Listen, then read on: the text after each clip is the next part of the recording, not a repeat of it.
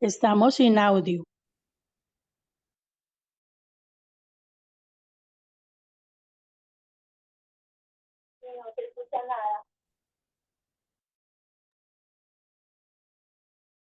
Bendito Padre Celestial, a usted damos la gratitud y alabanza, Señor.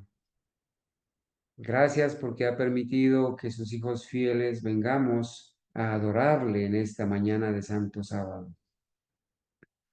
Gracias, Señor, porque usted permite el perdón de nuestros pecados a través de Jesucristo. Gracias porque nos ha enseñado la verdad en su palabra.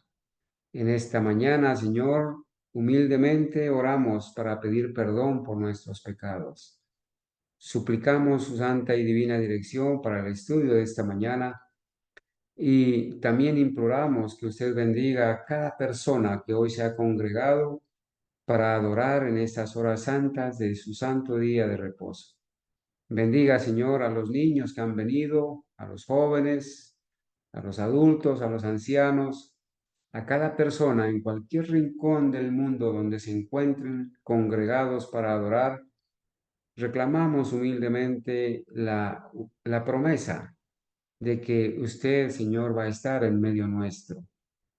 Le agradecemos, Señor, por la vida de las personas honestas que le buscan y que están investigando la verdad para obedecerla en las sagradas escrituras. Le rogamos humildemente que el estudio de esta mañana sea de bendición, Señor, que podamos ser edificados al estudiar y al abrir su palabra. Gracias, Señor, por amarnos y cuidarnos y bendecirnos. Le ruego por cada persona que ha venido hoy a congregarse para que usted le imparta su bendición en su vida, en su salud, en su hogar, en su trabajo, en donde quiera que estén mis hermanos y nuestros amigos escuchando. Le ruego, Señor, que su divina presencia a través de los ángeles, Señor, pueda ser una bendición en esta mañana para nosotros. Le ruego por las personas que están delicadas de salud, para que usted, por favor, provea para ellas y nosotros la sanidad del cuerpo, pero más que eso, Señor, que provea la sanidad del espíritu, que en nuestra mente podamos albergar la verdad para obedecerle. Igualmente, Señor, le pido para que provea para las necesidades de cada uno de sus hijos, en la salud, en el cuidado y protección del hogar, en los alimentos, en el vestido. Señor, gracias porque hoy podemos venir a agradecerle y a alabarle en estas horas santas del santo día de reposo. Por favor, ayúdenos para que podamos compartir con alegría, con gozo, la esperanza de la segunda venida de Cristo. Ayúdenos a estar preparados en todo momento, Señor, para que si nos tocase descansar en el sueño de la muerte, podamos morir con la esperanza de que un día vamos a ser resucitados para la vida eterna, con la seguridad de que hemos de morir siendo sellados, con la alegría, Señor, de saber que nuestros pecados han sido perdonados a través de los méritos y de la justicia de Cristo. Señor mío, bendiga a sus hijos en esta mañana, se lo rogamos por favor en el nombre de Jesús. Amén. Amén. Amén. Amén.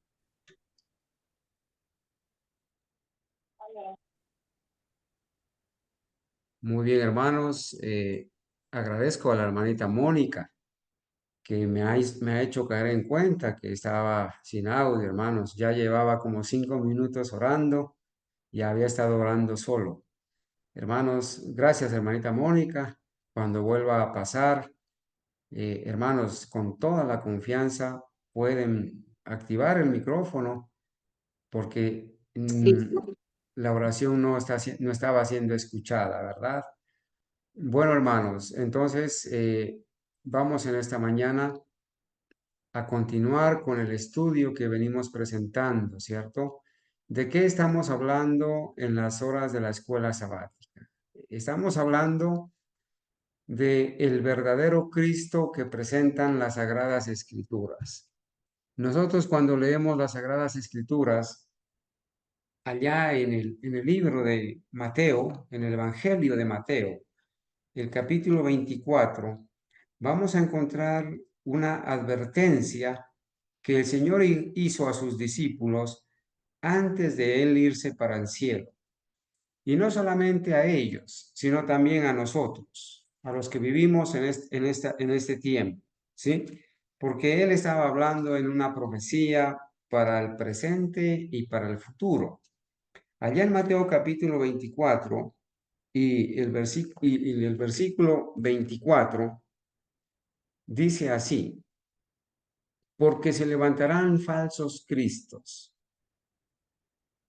Hablando del futuro, el Señor Jesucristo, cuando estaba en esta tierra, advirtió y dijo que en el tiempo del fin, antes de que Él venga, se iban a levantar falsos cristos, porque se levantarán falsos cristos y falsos profetas, y harán grandes señales y prodigios de tal manera que engañarán, si fuere posible, aún a los escogidos. Bueno, ese capítulo 24 habla de las señales de la destrucción de Jerusalén en el año 70 y habla de las señales que iban a suceder antes de que Él venga.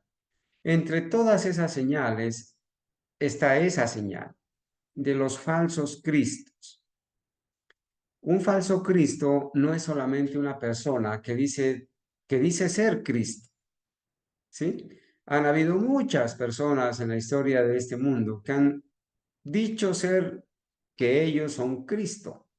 Y de hecho nosotros hemos escuchado las noticias de muchas personas que en algún momento de la historia han surgido diciendo que él o ellos son el Cristo. Pero hay un falso Cristo que está siendo enseñado también por las iglesias cristianas. Es un Cristo que no cumple con la descripción que hacen las Sagradas Escrituras del verdadero Cristo, ¿sí? No cumple. La Biblia enseña cómo es Cristo, quién es Cristo, ¿sí? La Biblia enseña, es más, el centro de las Sagradas Escrituras es Cristo. El libro de Apocalipsis empieza diciendo que el Apocalipsis, que significa revelación, es la revelación de Jesucristo. Dice allí en Apocalipsis capítulo 1, versículo 1.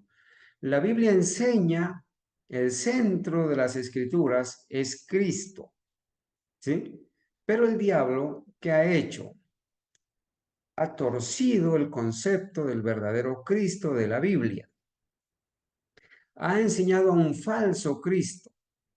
Y ese falso Cristo que se enseña en las iglesias cristianas, evangélicas y católicas, es un Cristo que no está en la Biblia. Es un Cristo diferente, un Cristo que no salva. Un Cristo falso no te puede salvar ni me puede salvar a mí. Porque yo al adorar, al creer en un Cristo falso, estoy corriendo en un grave peligro.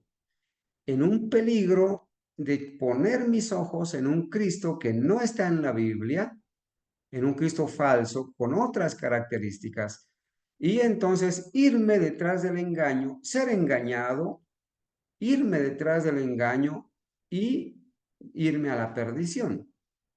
Por eso, nosotros leemos allá en Mateo capítulo 7, del 21 al 23, leemos que cuando el Señor venga, el verdadero Cristo, cuando Él venga, muchos le van a decir: Señor, Señor, en tu nombre hicimos milagros, en tu nombre profetizamos, en tu nombre sacamos demonios.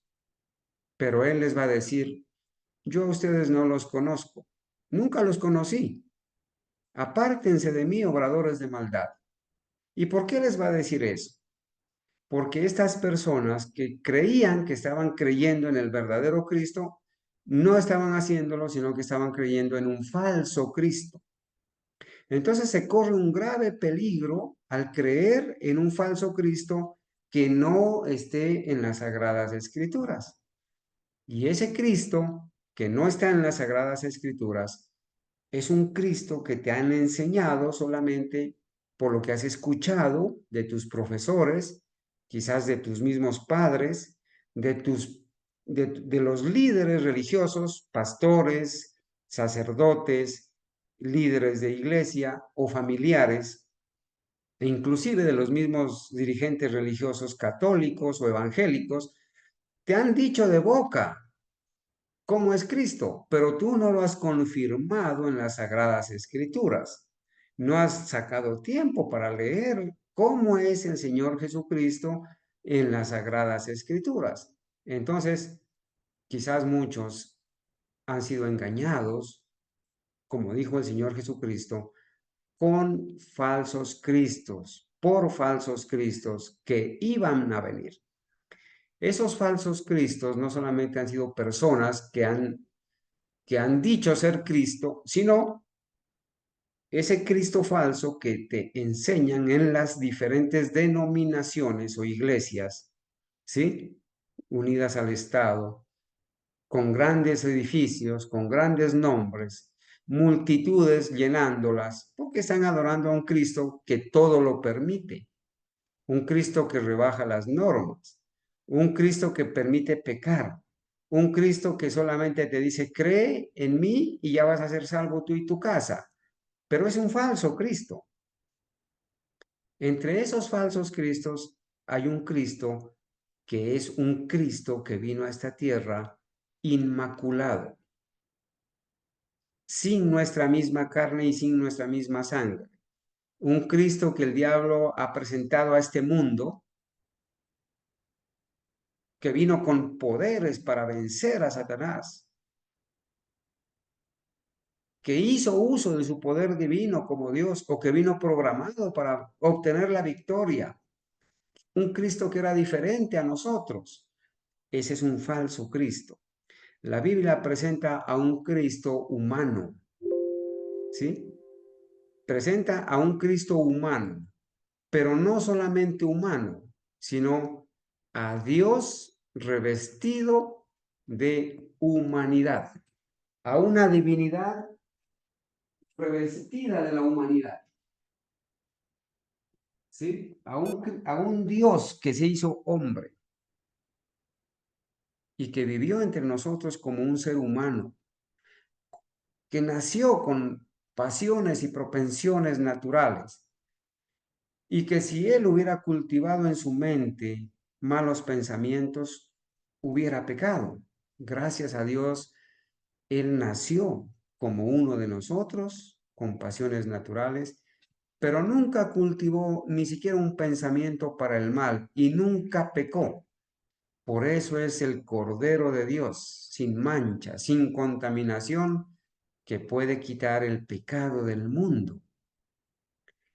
En este contexto, hermanos, estamos estudiando la bendición de poder ir a las Sagradas Escrituras y conocer al verdadero Cristo, ¿sí? ¿Y por qué es importante conocer al verdadero Cristo? Porque conocer al verdadero Cristo trae salvación.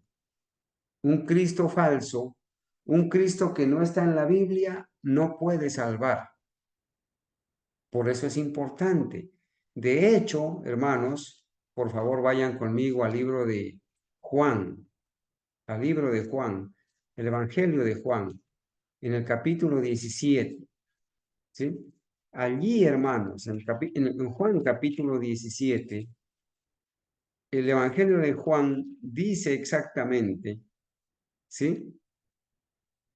Dice, y esta es la vida eterna, o sea, la salvación. En esto consiste la vida eterna.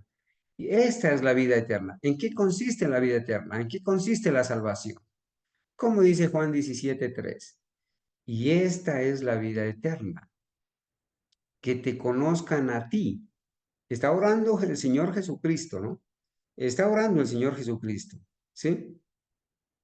Porque en el versículo 1 de Juan 17 dice así: estas cosas habló Jesús y levantando los ojos al cielo dijo: Padre, la hora ha llegado, glorifica a tu Hijo para que también tu Hijo te glorifique a ti. Como le has dado potestad sobre toda carne, para que dé vida eterna a todos los que le diste, y esta es la vida eterna, dice el Señor Jesucristo. Esta es la vida eterna. ¿En qué consiste la vida eterna? ¿En qué consiste la salvación? Ahí está la respuesta. Que te conozcan a ti, el único Dios verdadero, y a Jesucristo, a quien has enviado.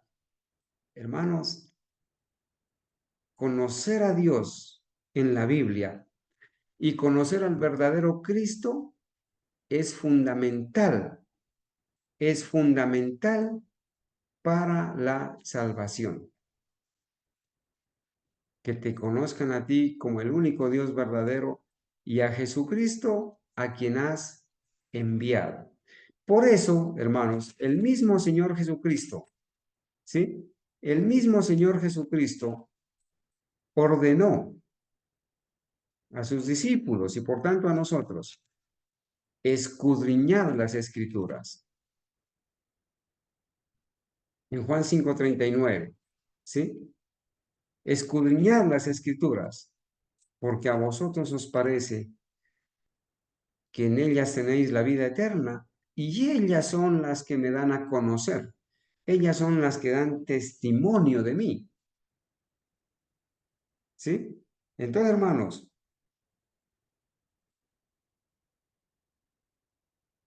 nosotros cuando estudiamos las Escrituras podemos decir, como dijo el apóstol Juan allá en Primera de Juan 5:20, pero sabemos que el Hijo de Dios, fíjense que la Biblia y Juan le llama a Cristo el Hijo de Dios.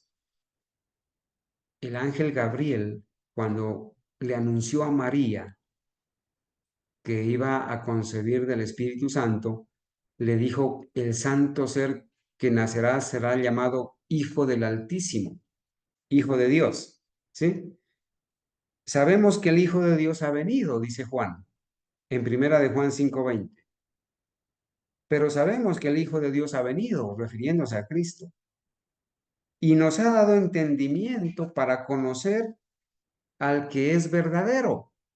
Hermanos, cuando nosotros nos espaciamos en estudiar al Cristo verdadero de la Biblia, el Señor nos da entendimiento para conocer al verdadero Cristo, no a un falso Cristo.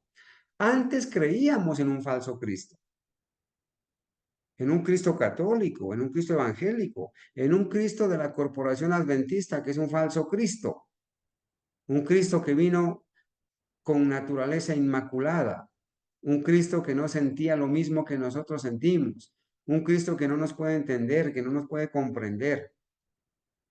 Pero el Cristo de la Biblia es un Cristo como uno de nosotros. Fue diferente su nacimiento, porque Él nació por obra del Espíritu Santo. Nosotros nacemos como resultado de la unión de un padre y de una madre. Pero Cristo también fue diferente en que Él era Dios revestido de humanidad. Nosotros solamente somos humanos. Dios nunca usó su poder como Dios para vencer el pecado. Cuando estuvo en esta tierra, Él venció estando en nuestra misma carne y nuestra misma sangre. En eso es semejante a nosotros. Sintió lo mismo, las tentaciones que nosotros sentimos las sintió Él, pero Él dominó sus pasiones, las controló, no las cultivó para el mal, nunca pecó, ni por un momento hubo en su mente un mal pensamiento.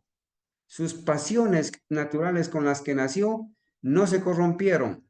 No hubo ninguna propensión pecaminosa, un pensamiento o una inclinación al mal. No lo tuvo, porque Él controló las pasiones. El dominio propio lo ejerció para no pecar, ni siquiera en pensamiento. Entonces en la Biblia, el apóstol Juan dice, sabemos que el Hijo de Dios ha venido, refiriéndose a Cristo, y nos ha dado entendimiento para conocer al que es verdadero, el Señor. Gloria a Dios porque el Espíritu Santo nos ha dado entendimiento para conocer al verdadero Cristo que sí salva. El grande peligro que corren la mayoría de los cristianos, católicos, adventistas de la denominación, evangélicos, es que están creyendo en un Cristo que no salva, en un Cristo que vino con naturaleza humana como la de Adán antes de que Adán pecara, o quizás que vino con una naturaleza combinada, ¿sí? O quizás que vino programado para no pecar, en un falso Cristo. Y ese Cristo no salva. Por eso cuando venga el verdadero Cristo les va a decir, nunca los conocí, apártense de mí, obradores de maldad. Y nosotros, gracias a Dios, estamos conociendo al verdadero Cristo de la Biblia, al verdadero, dice Primera de Juan 5:20. Y estamos en el verdadero. Adoramos al verdadero Cristo, no a un falso Cristo que nos salva. Estamos adorando al verdadero Cristo de la Biblia. Y el verdadero Cristo de la Biblia vino con una naturaleza caída como la nuestra, porque Él nació de María después de 4000 años de degeneración de la raza humana. Cristo en su humanidad fue creado, en su humanidad, en su divinidad. Cristo nunca fue engendrado como engendra un padre a un hijo. Su humanidad fue creada. El Espíritu Santo originó en María al bebé. Y el bebé se desarrolló común y corriente, como se desarrolla un bebé en el vientre de una madre, y nació y aprendió desde niño a ser obediente, obedeció, aprendió la obediencia, creció, se sujetó al Padre. Podía haber pecado. Para eso vino Satanás a tentarlo, para hacerlo pecar. Pero Cristo no cedió, no cedió a la tentación, no cultivó malos pensamientos, no pecó.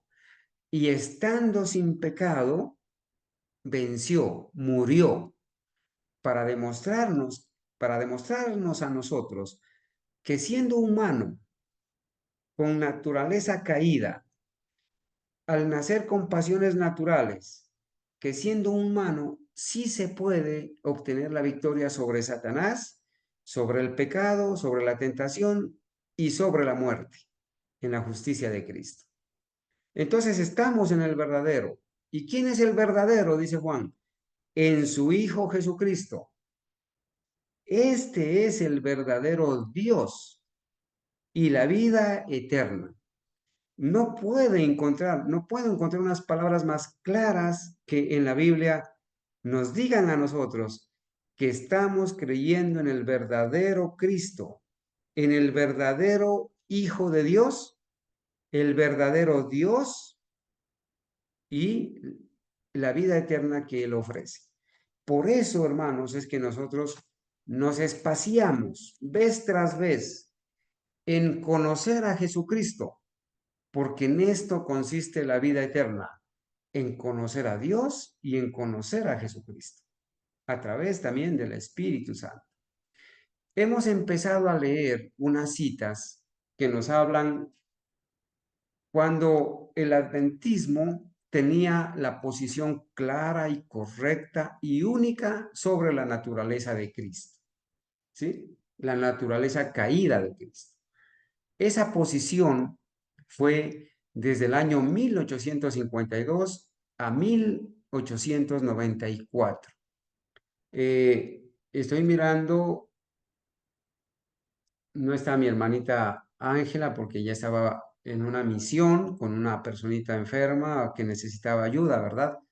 Y ella, la hermana Ángela y la hermana Zoraida, hace 8 días empezaron a leer las citas que contundentemente enseñan desde 1852 que la iglesia adventista, cuando era fiel, cuando era pura, cuando estaba dirigida por los pioneros fieles y la hermana Elena White, ellos vez tras vez a lo largo de los años, enseñaron que Cristo, cuando vino a esta tierra, tomó la naturaleza caída como la tenemos nosotros, haciendo la aclaración que cuando hablamos de naturaleza caída, no estamos enseñando ni diciendo que Cristo alguna vez haya pecado o que la naturaleza humana estaba llena de pecado de Cristo, no, sino una naturaleza como la nuestra que traemos al nacer.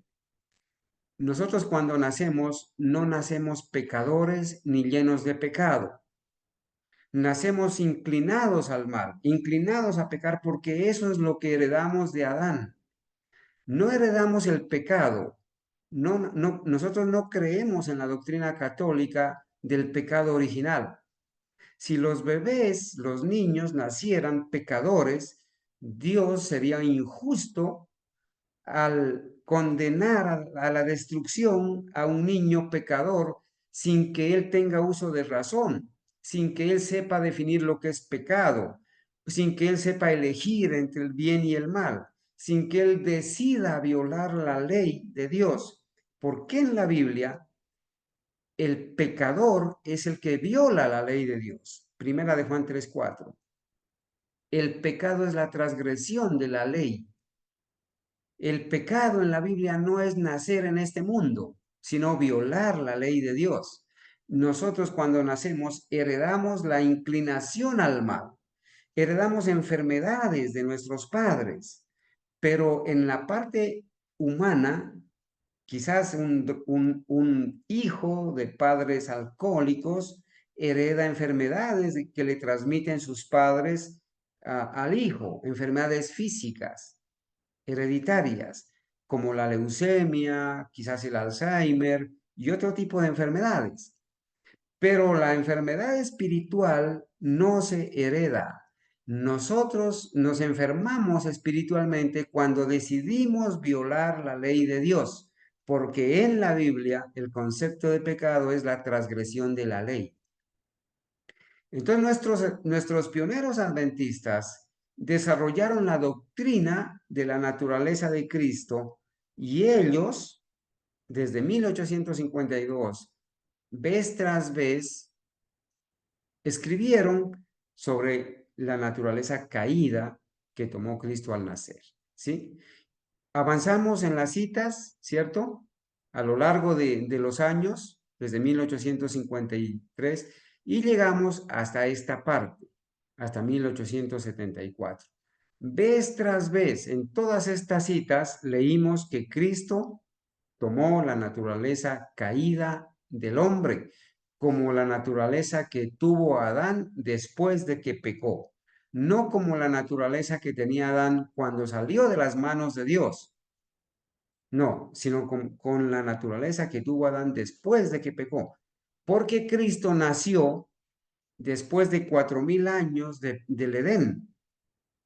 Y él nació de una mujer humana, que ella misma, María, en la Biblia, reconoce que necesita un Salvador. Y si una persona reconoce que necesita un Salvador, es porque necesita ser salvada. ¿Salvada de qué? Del pecado, de la muerte. María misma en Lucas capítulo 1 ora, ahí está la oración de María, y ella dice, mi alma se regocija en Dios, mi Salvador, mi espíritu se regocija en Dios, mi Salvador. Y ella reconoce su bajeza, porque en la misma oración dice, has mirado la bajeza de tu sierva. María nunca aseguró ser sin pecado concebida.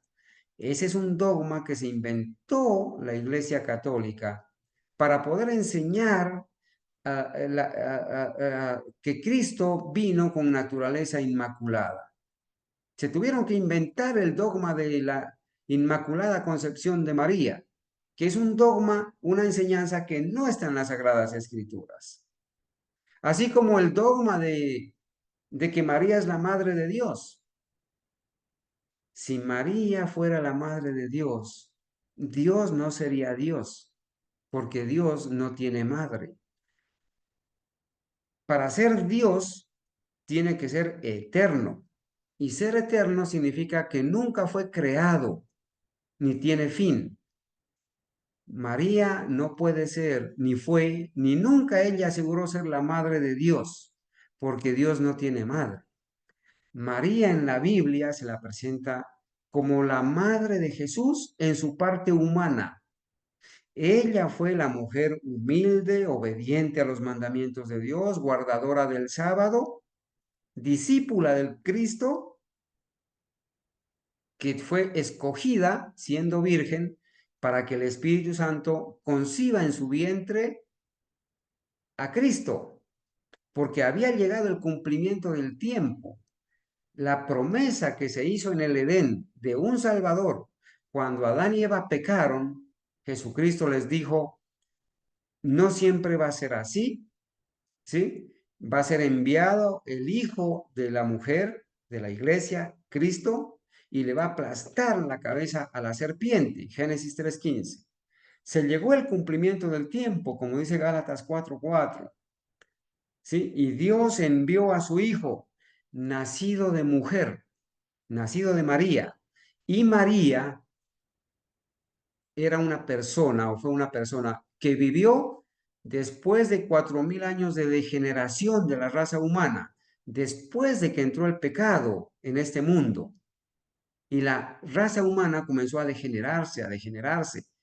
Los primeros habitantes de esta tierra, como Adán, Matusalén, los patriarcas, vivieron, Adán vivió 930 años, Matusalén vivió 969 años, muchos vivieron 800 años, 900 años, 700 años, pero en la medida que comenzó a pasar el tiempo, la edad del hombre fue disminuyendo porque la raza humana se fue degenerando por el pecado y por el consumo de la carne, que trajo enfermedad, dolor y muerte.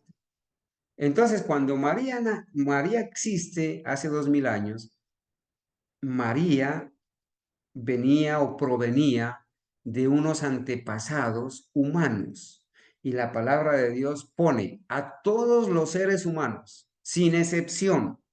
La única excepción es la de Jesucristo como ser humano. A todos los seres humanos la Biblia los pone como pecadores. Y la Biblia dice en Primera de Juan capítulo 1, si decimos que nosotros no tenemos pecado, somos mentirosos y hacemos a Dios mentiroso, porque Dios dice que todos han pecado. El hecho de que la Biblia no mencione el pecado de María no quiere decir que María no haya pecado. El hecho de que la Biblia no mencione el pecado de Daniel o el pecado de Elías no quiere decir que ni Daniel o Elías no hayan pecado. La Biblia dice que todos hemos pecado. El único ser que nunca pecó es Cristo. La palabra de Dios lo presenta así en el libro de Isaías. No fue hallado en su boca engaño. Nunca hizo maldad. Por eso es el único ser que puede salvar al hombre del pecado. Un pecador no puede salvar a otro pecador. Solamente Cristo, que fue humano como nosotros, Dios revestido de humanidad y en su parte humana fue como nosotros, solamente Cristo podía salvar al hombre de la condenación de la ley, porque el hombre violó la ley. Satanás violó la ley en el cielo y lo indujo al hombre a violar la ley, a pecar, a rebelarse contra Dios. Adán, siendo libre, pecó, decidió pecar y el pecado se enseñoreó de Adán. Él se arrepintió, Dios lo perdonó, pero tuvo que morir. Un día va a resucitar para ser llevado al cielo, como hemos de resucitar o han de resucitar todas las personas que mueren arrepentidas y creyendo en el verdadero Cristo. Entonces, los dogmas de María son falsos. María no nació, no es la madre de Dios. Ella nunca se atribuyó a ser la madre de Dios. Ella fue la madre de Jesús, así en su parte humana. Así la presenta la Biblia. En algún momento de la historia, María murió. Según los historiadores, ella murió en Éfeso. y la enterraron en Éfeso. La Biblia no presenta que María haya resucitado y haya sido llevada al cielo. Cristo, cuando fue al cielo, en la época que Cristo resucita y sube al cielo en el año 31, María estaba viva. Y el Señor Jesús, al morir ahí en la cruz, le dijo a Juan: Juan, he ahí a tu madre, madre, he ahí a tu hijo. Le dijo: cuida, Juan, cuida de mi madre, cuida, porque ya José murió, está viuda, yo estoy muriendo, voy a resucitar, me voy a ir al cielo, he ahí a tu madre. Entonces María no resucitó. El dogma de la asunción de María al cielo es una mentira de la Iglesia Católica que no tiene fundamento bíblico. El dogma de que María es la madre de Dios es una mentira porque Dios no tiene madre. Y el dogma de la Inmaculada Concepción de María también es una mentira de la Iglesia Católica. Y el dogma de que María es intercesora, que María es salvadora, es una mentira porque la palabra de Dios presenta a Cristo como el único intercesor, el único mediador entre Dios y los hombres, a Jesucristo hombre.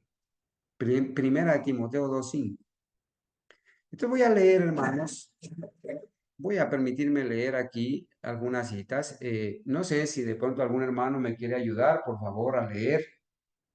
Vamos a leer aquí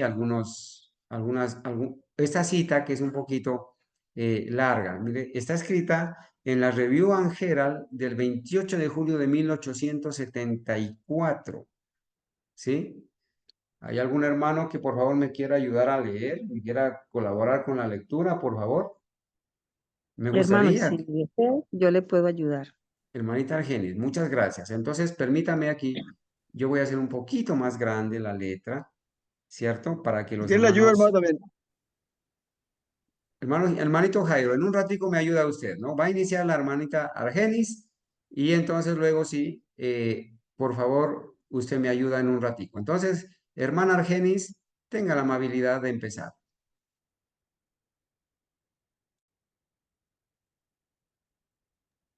Dice, Cristo no estaba en una posición tan favorable en el desierto para soportar las tentaciones de Satanás como lo estuvo Adán cuando fue tentado en el Edén. El Hijo de Dios se humilló a sí mismo y tomó la naturaleza del hombre después que la raza había vagado 4000 años desde el Edén y de su estado original de pureza y rectitud.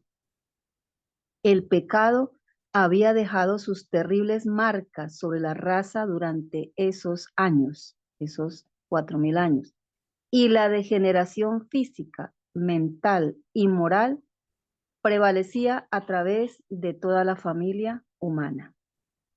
¿Continúo, hermano?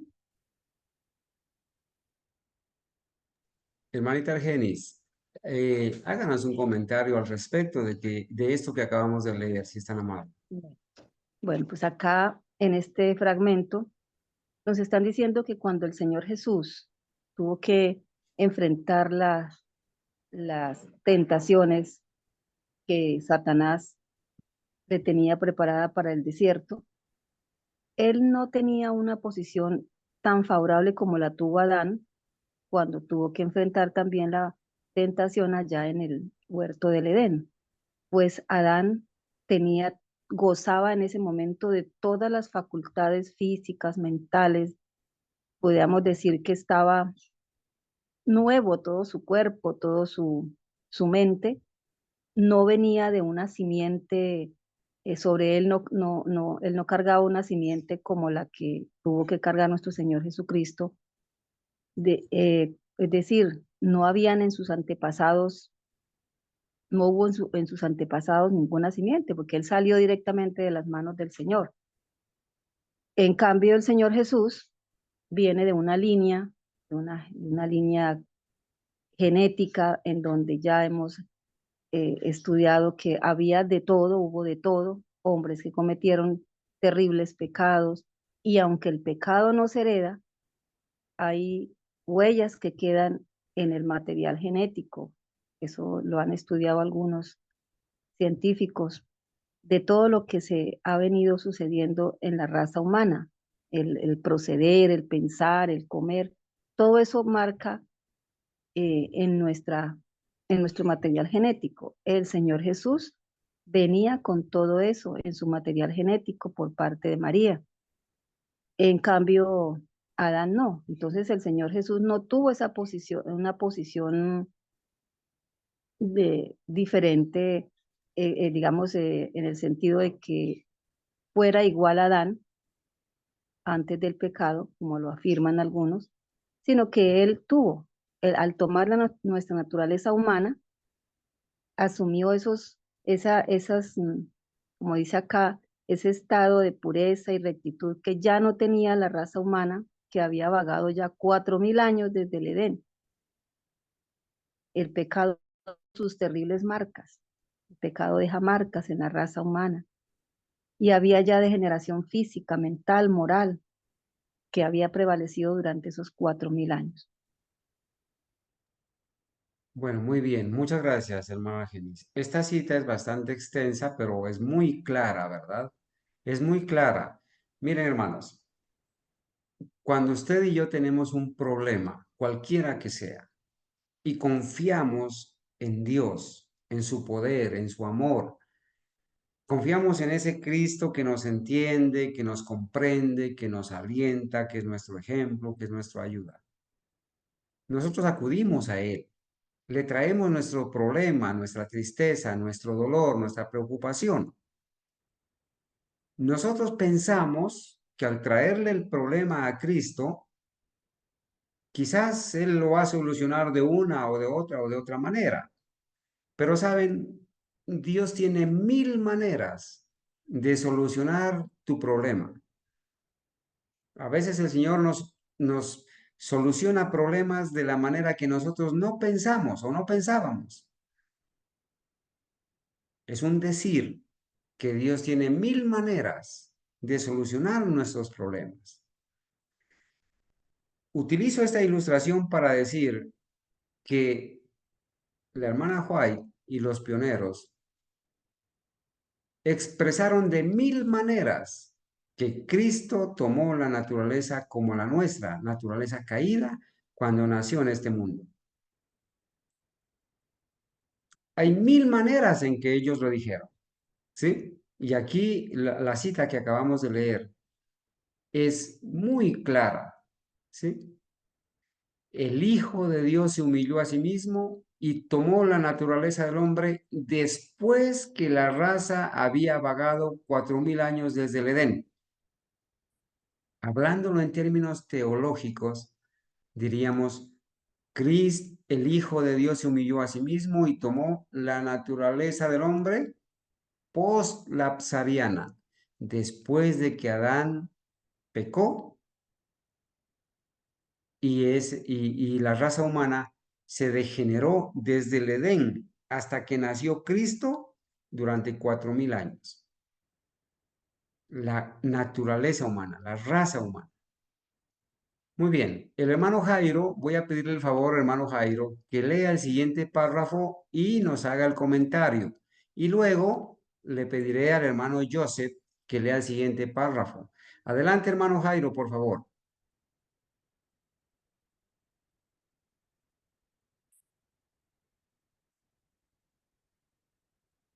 Bueno, parece que mi hermano ¿Me Jairo no tiene audio. están escuchando?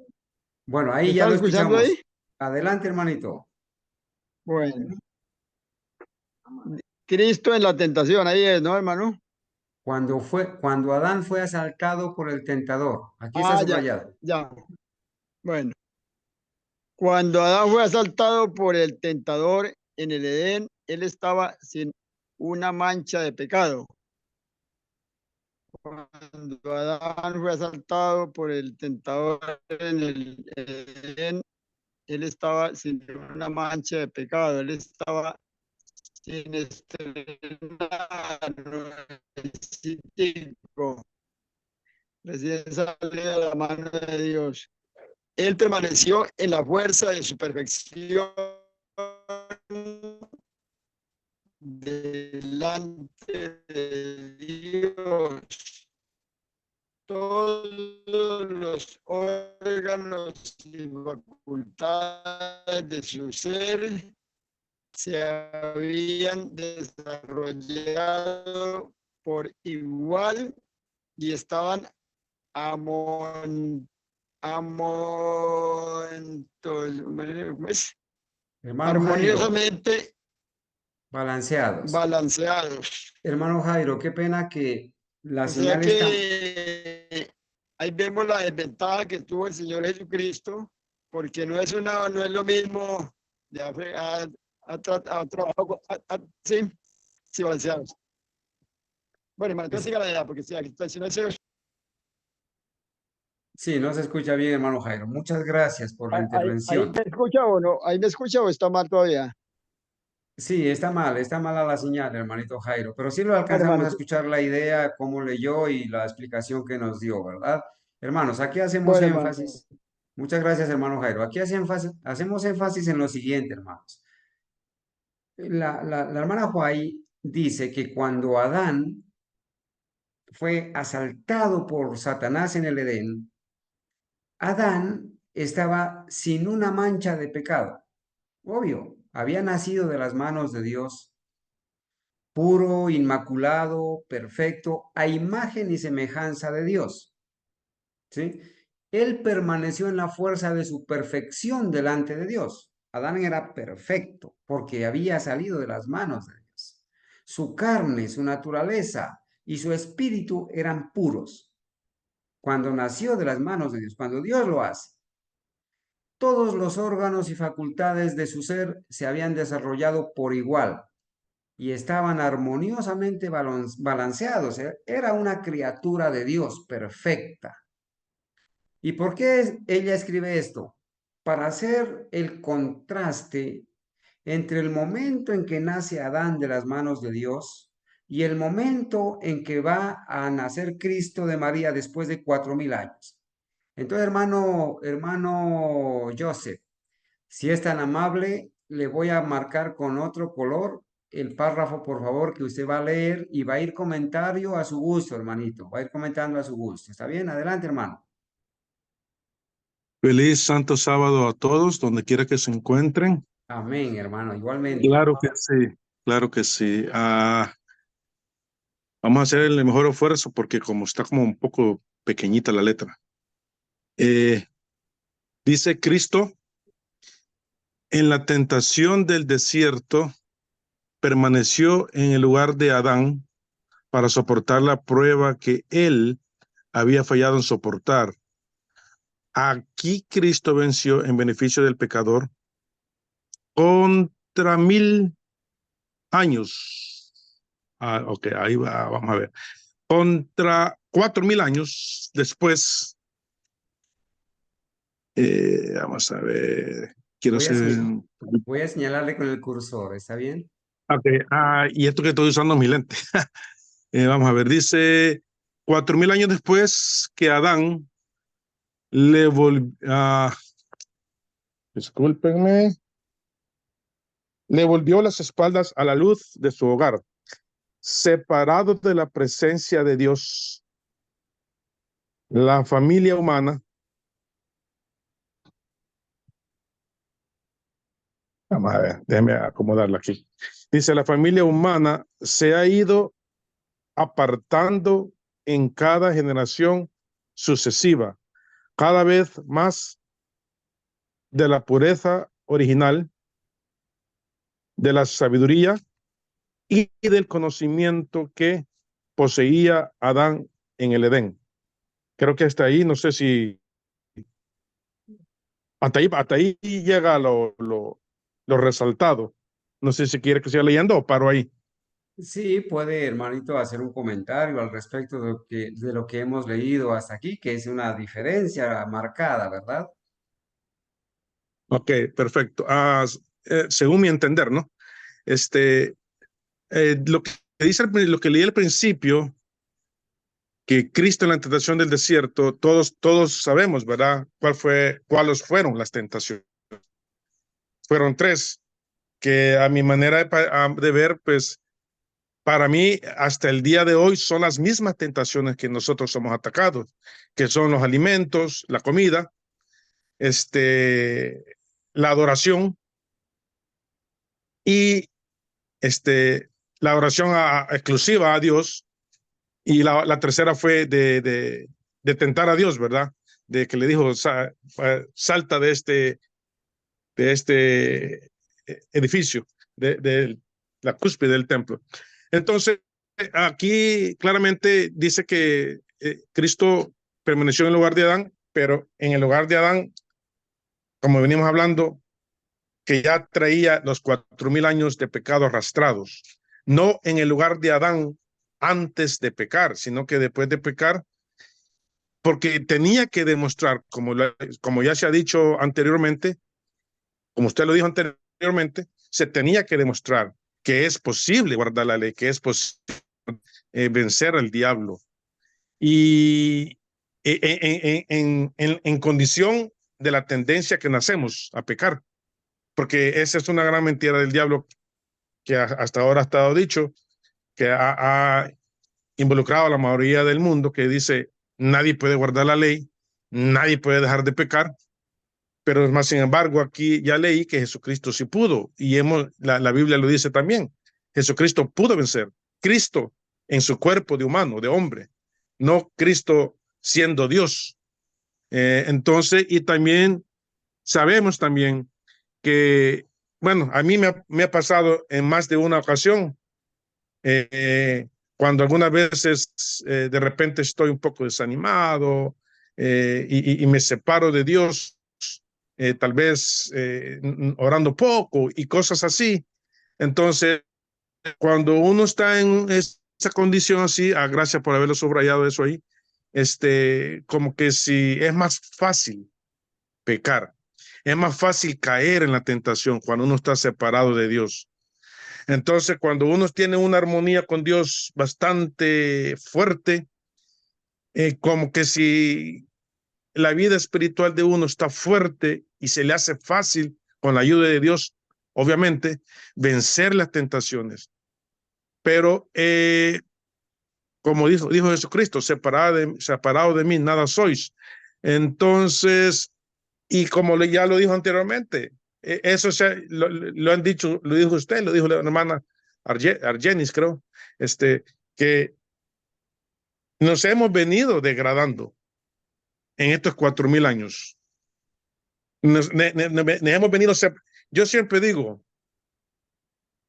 uno dice, Dios mío, pero ¿por qué me has abandonado? ¿Por qué me has abandonado? Pero yo siempre he pensado, Dios nunca lo abandona a uno. Lo que pasa es que cada vez que uno peca, uno es el que se va alejando de Dios. Dios siempre está en el mismo lugar. Dios no se mueve de ahí. Uno está cerca de Dios, peca, se va alejando, peca, se va alejando. Entonces, al alejarse uno mismo, uno siente la ausencia de Dios.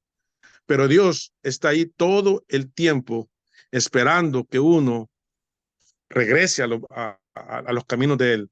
Regrese y toda esa carga, esos 4000 años que hemos venido arrastrando. Bueno, ahora 6000 ya casi, 6000. 4000 en el tiempo de Jesucristo. Ahora, imagínense, si en aquel entonces era fuerte, ahora con 6000 años, entonces Dios se apiade de todos nosotros, ¿verdad? Y tenga misericordia. Gracias. Amén, hermano Joseph. Muchas gracias por su comentario. Hermanos, vamos a hacer un ejercicio, ¿sí? Para entender lo que la hermana White está diciendo acá de la condición en que estaba la raza humana en el momento en que Cristo nace de María. Habían pasado 4000 años desde que el hombre había sido creado en el Edén. Habían pasado 4000 años hasta que nace Jesús de María.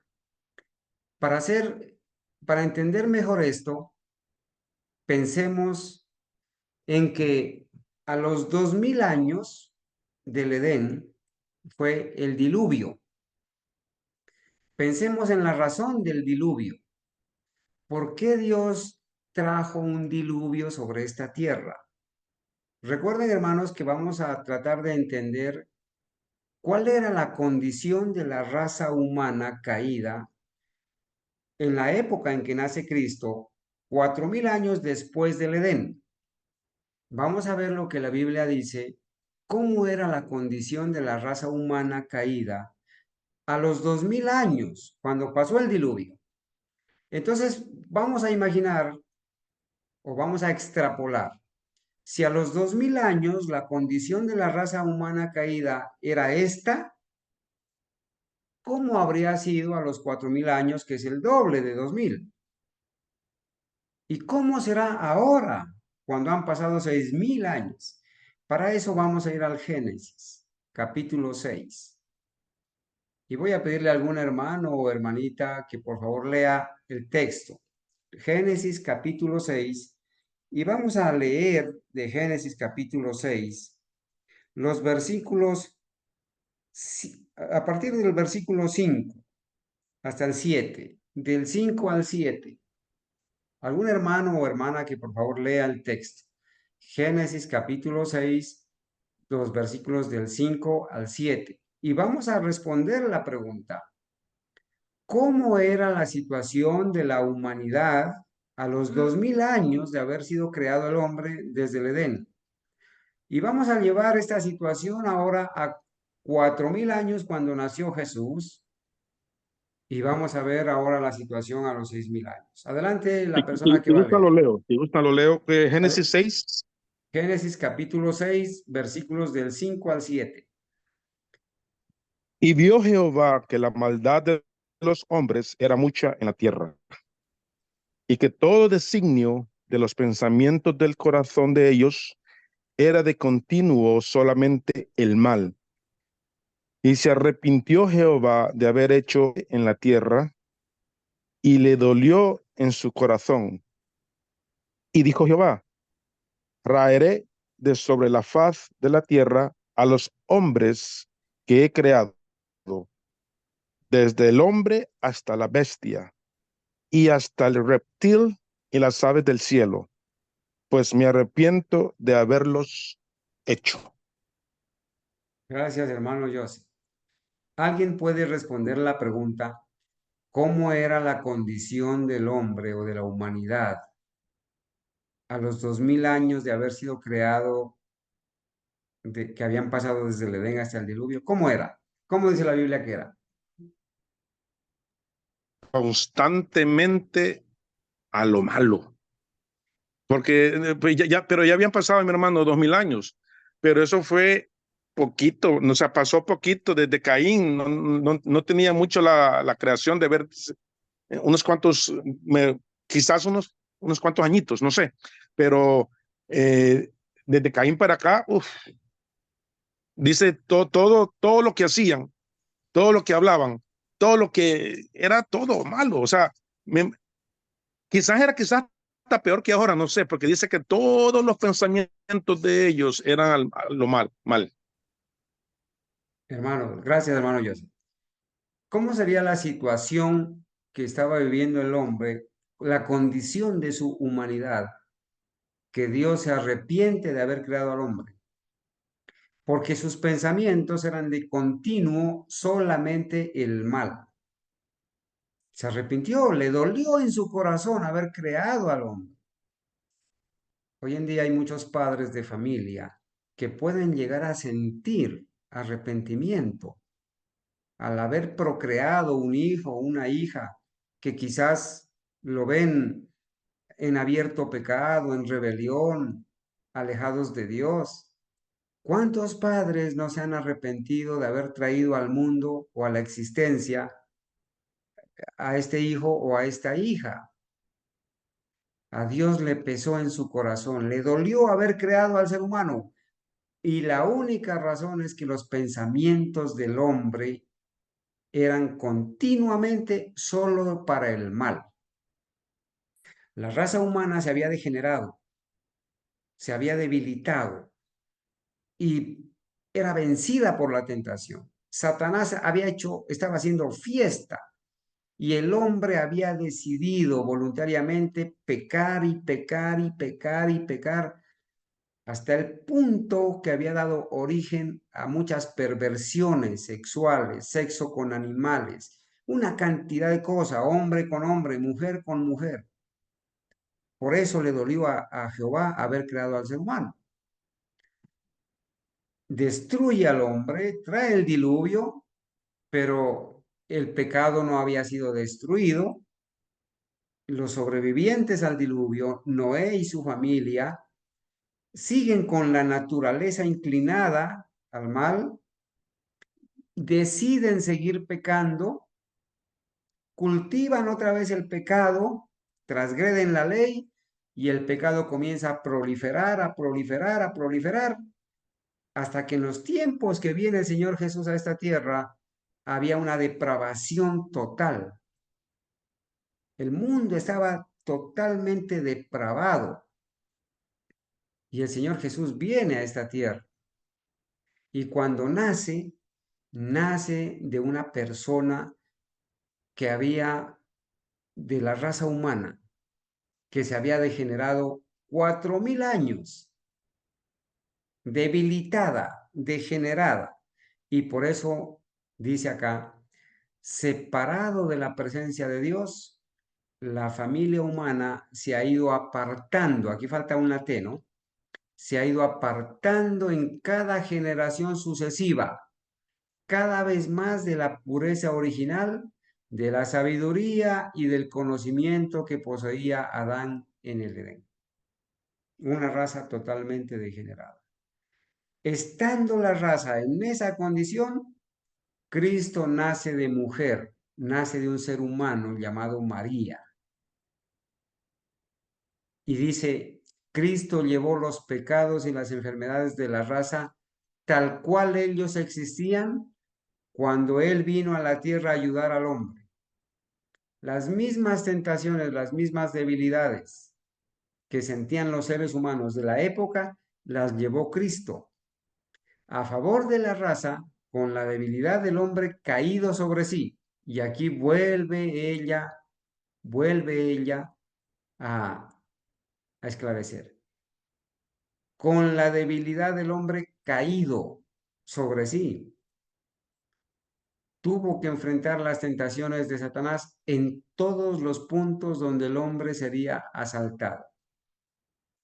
Hermanos, Cristo soportó las tentaciones de Satanás en toda forma, en toda manera. 1000 maneras que Satanás usó para tentar a Cristo, porque Él debía ser nuestro ejemplo, nuestro modelo, nuestro ayudador. Y para poder ser nuestro sumo sacerdote y compadecerse de nuestras debilidades, Él tenía que soportar las mismas tentaciones a las que nosotros estamos o somos asaltados.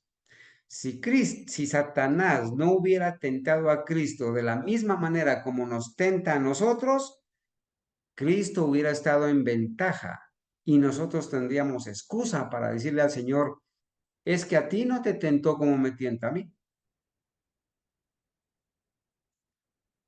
Los falsos cristos de las iglesias cristianas enseñan que Cristo fue inmaculado, que no sentía lo mismo que nosotros sentimos, que por lo tanto no pudo ser tentado de la misma manera en que somos tentados. Es un falso Cristo. Cristo es nuestro ejemplo y nuestro modelo porque vivió y fue tentado en todo según nuestra semejanza, pero sin pecado, dice la palabra de Dios. Muy bien. No sé si la hermana Zoraida está con nosotros, por favor, y tiene audio y nos puede ayudar con esta cita que le voy a resaltar aquí en color azul. Hermanita Zoraida, confírmeme si me está escuchando primero.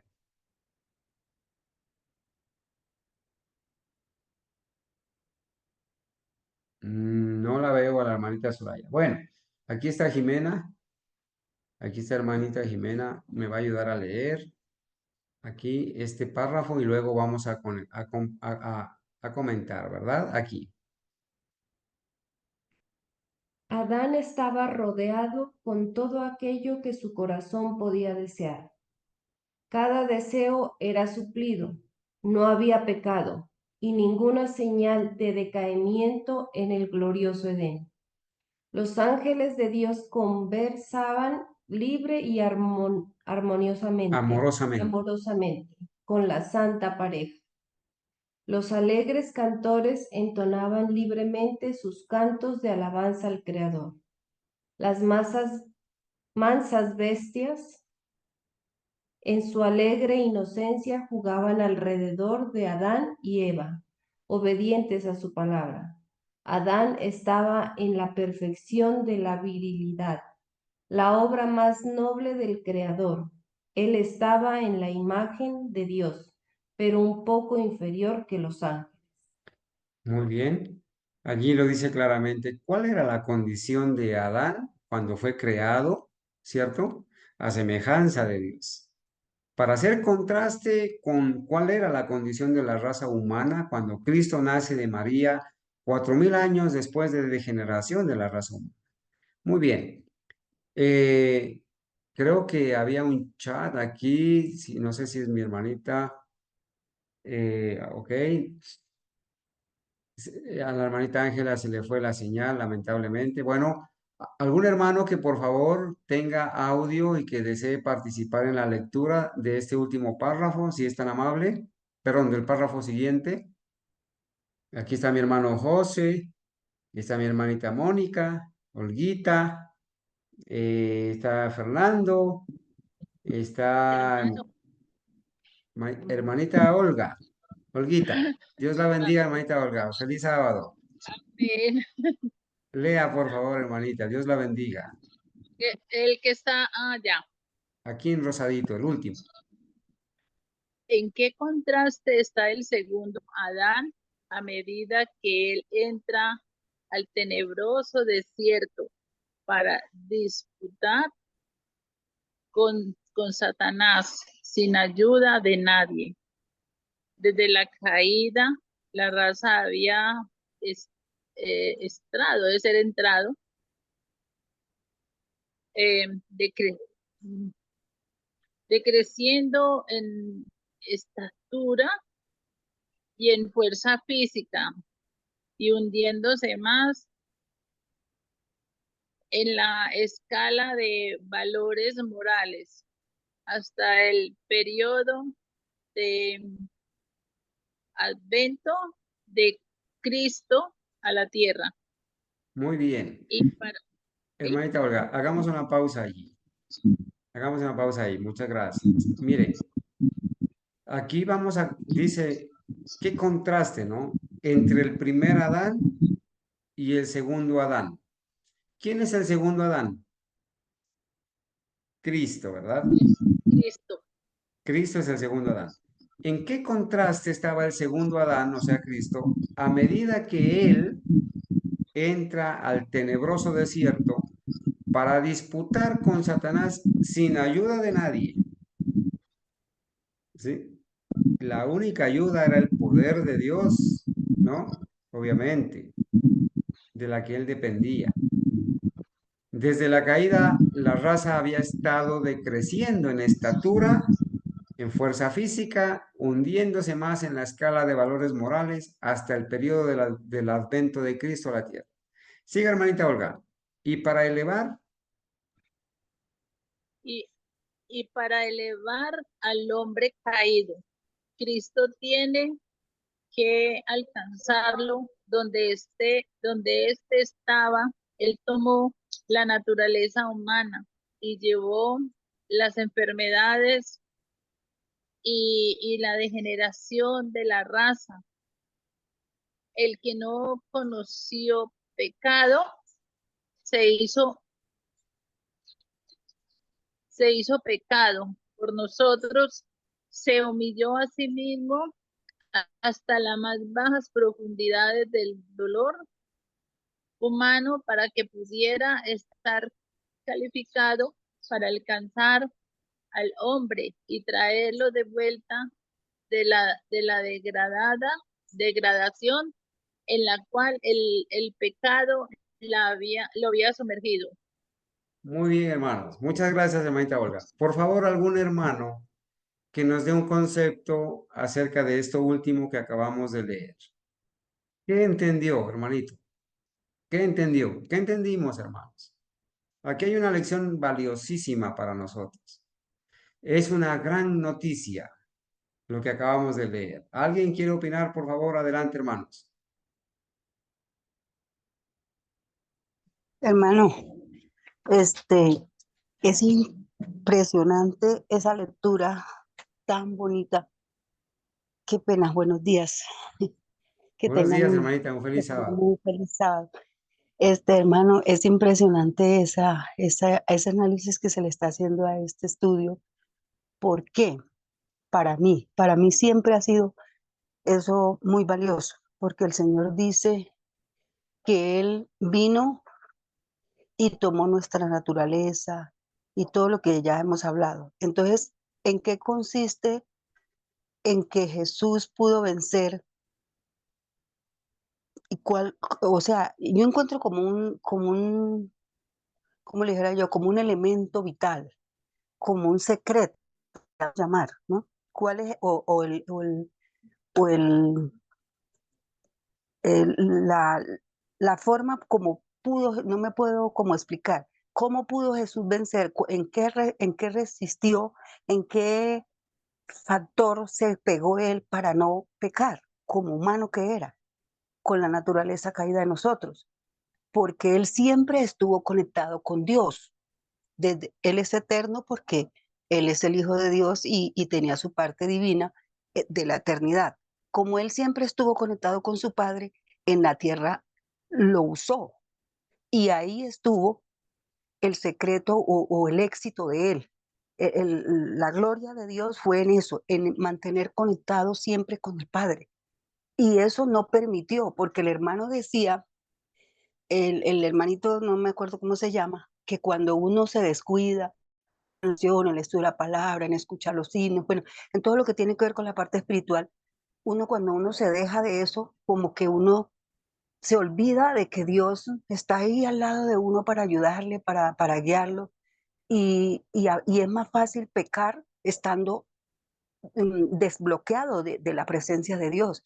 Cuando nosotros estamos conectados todo el tiempo con el Señor, es muy difícil que Satanás nos venza y que la naturaleza de nosotros nos haga caer. Entonces, el éxito del Señor Jesús fue esa, estar conectado con su Padre. Ahora, Jesús vino y tomó nuestra naturaleza y nos enseñó que Él como humano pudo vencer. Entonces, ¿cómo podríamos nosotros en este momento de la historia vencer para poder ser sellados y ir sin ningún vestigio de pecado? Porque yo pienso que la muerte es la paga del pecado. Pero la gloria de estar con Jesús por la eternidad, ¿cuál es? Vendré y los tomaré a mí mismo para que donde yo esté, vosotros también estéis.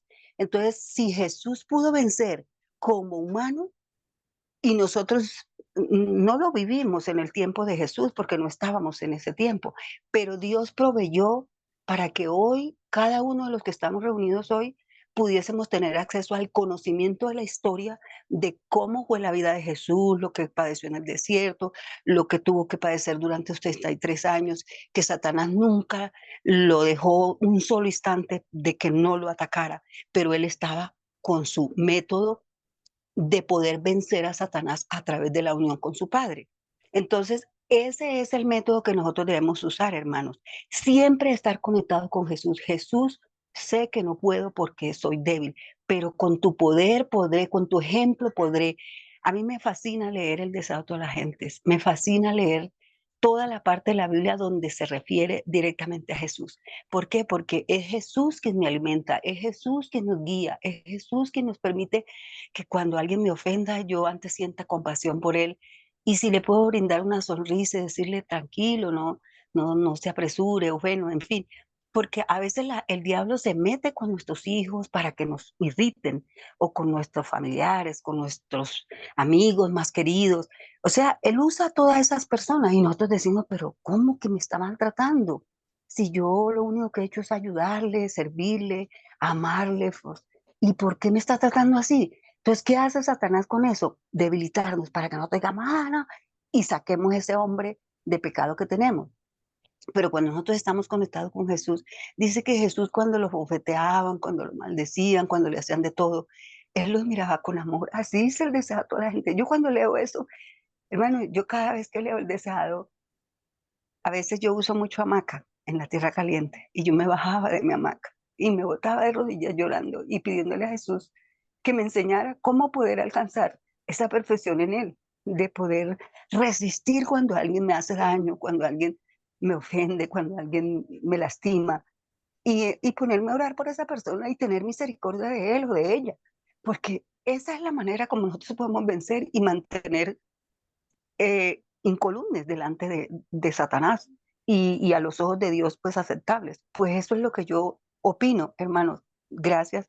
Y de verdad que cuando el hermano decía eso, cuando ustedes han explicado de tal manera tan claro y como el agua, o sea, se necesita uno ser, no sé, para no entender todo este plan tan bonito que Dios trazó para nuestra propia salvación. Gracias.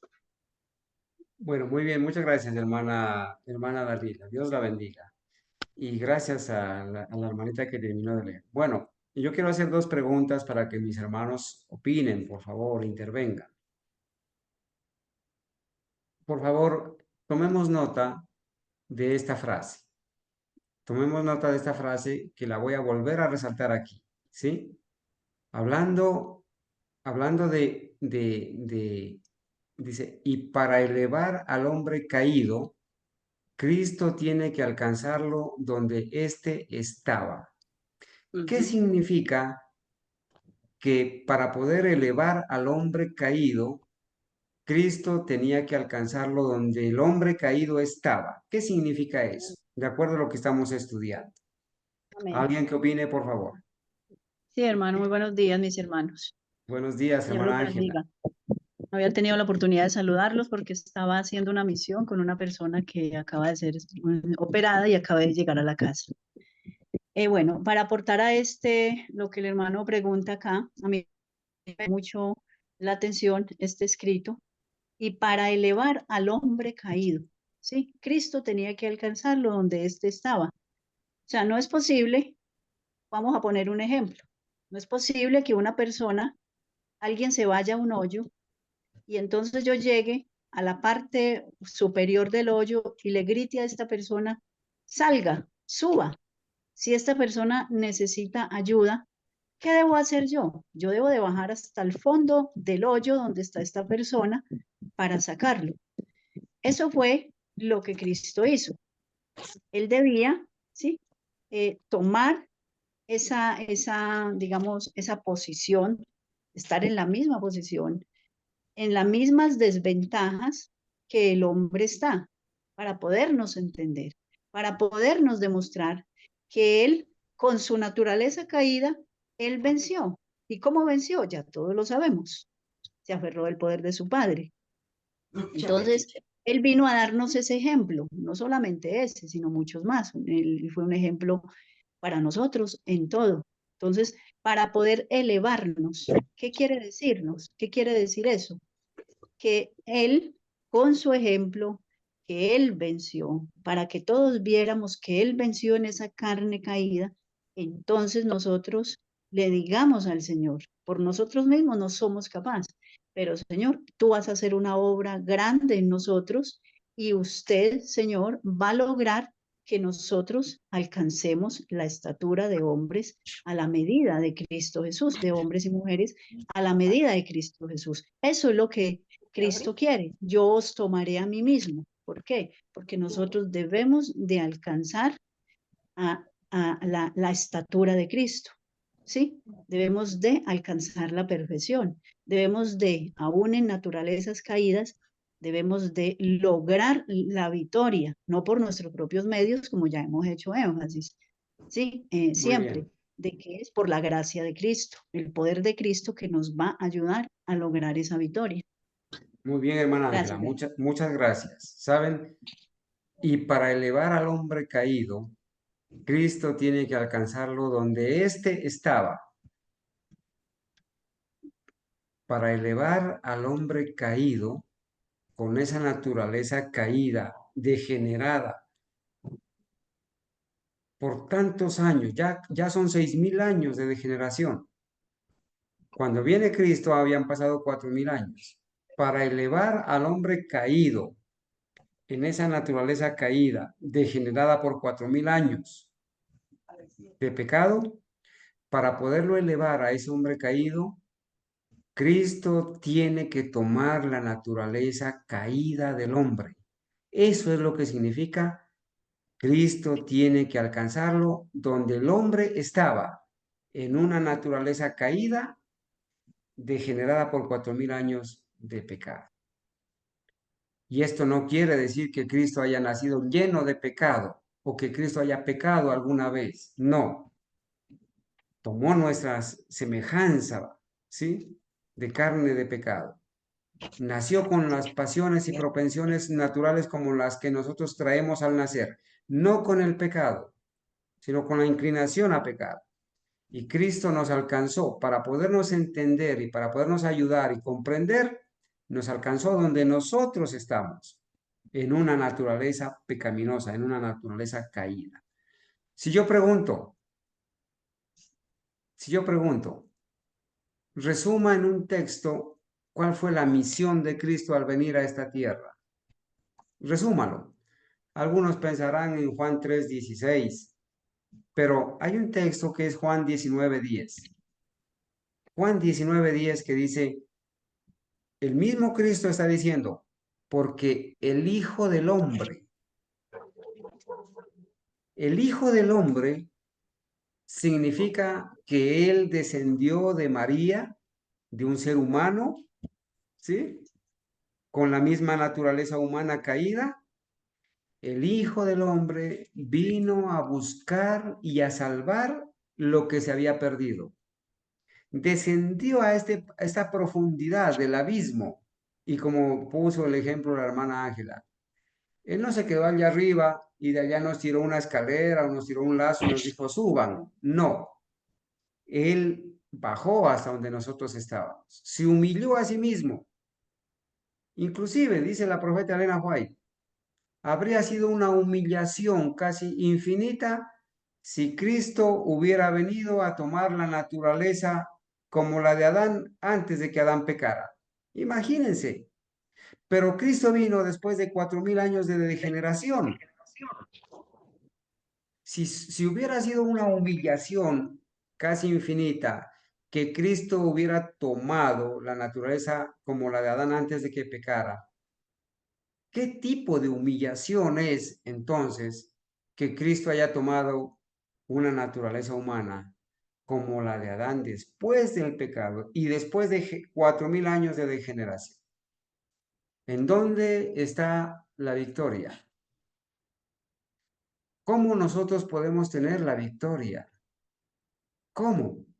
Si estamos ahora 6.000 años de degeneración, nacemos con la inclinación al mal y quizás se está volviendo a repetir la historia de los antediluvianos. ¿Sí? Aprobado el matrimonio entre personas del mismo sexo, hombre con hombre, mujer con mujer. Aprobado el matrimonio con animales.